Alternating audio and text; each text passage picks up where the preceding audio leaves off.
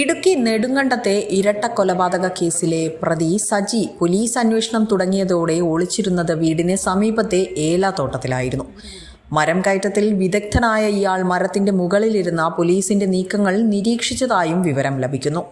അതിക്രൂരമായാണ് സജി അമ്മയെയും സഹോദരനെയും കൊലപ്പെടുത്തിയതെന്നാണ് വിവരങ്ങൾ ഇപ്പോൾ പുറത്തുവരുന്നത്. ഭക്ഷണം കഴിക്കുന്നതിനിടെയാണ് സജി സഹോദരൻ റജിയുടെ തലയ്ക്കടിച്ചത്. ശേഷം തുണി ഉപയോഗിച്ച് കഴുത്ത് വലിഞ്ഞു മുറുക്കി. ഇത് കണ്ട് ബഹളം വെച്ച മാതാവ് മേരിക്കുട്ടിയെ കൈയൊടിച്ച ശേഷം മൂക്കിനിടിച്ചാണ് കൊലപ്പെടുത്തിയത്. ഏപ്രിൽ 4-നായിരുന്നു ഈ കൊലപാതകങ്ങൾ നടന്നത്. 2 ദിവസം മൃതദേഹം വീടിനുള്ളിൽ കട്ടിലിനടിയിൽ സൂക്ഷിച്ച ശേഷം 3-ാം ദിനമാണ് കുഴിച്ചു മൂടിയതെന്നും പ്രതി മൊഴി നൽകിയിരിക്കുകയാണ്. നെടുങ്കണ്ടം പച്ചടി തോട്ടുവാക്കടയിൽ വീടിന് സമീപത്തെ പറമ്പിൽ കുഴിച്ചിട്ട നിലയിൽ 2 മൃതദേഹങ്ങൾ പോലീസ് കണ്ടെത്തിയതിന് പിന്നാലെ ഇയാൾ ഓടി രക്ഷപ്പെടുകയാണ് ഉണ്ടായത്. പോലീസിനെ കണ്ടതോടെ ഇയാൾ മുന്നേ തയ്യാറാക്കി വെച്ച ബാഗുമായി ഇറങ്ങി ഓടുകയായിരുന്നു. സജിയുടെ അമ്മ മേരിക്കുട്ടി, സഹോദരൻ റജി എന്നിവരുടെ തിരോധാനത്തിൽ ഇയാളുടെ സഹോദരി സിനി ഞായറാഴ്ച പോലീസിൽ പരാതിയും നൽകിയിരുന്നു.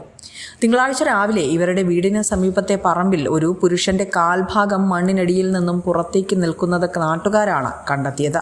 ഉടനെ പോലീസിൽ വിവരം അറിയിക്കുകയായിരുന്നു. പിന്നീടാണ് കൊലപാതക വിവരങ്ങൾ പുറത്തുവന്നത്. ന്യൂസ് ഡെസ്ക് വിസ്മയ ന്യൂസ്.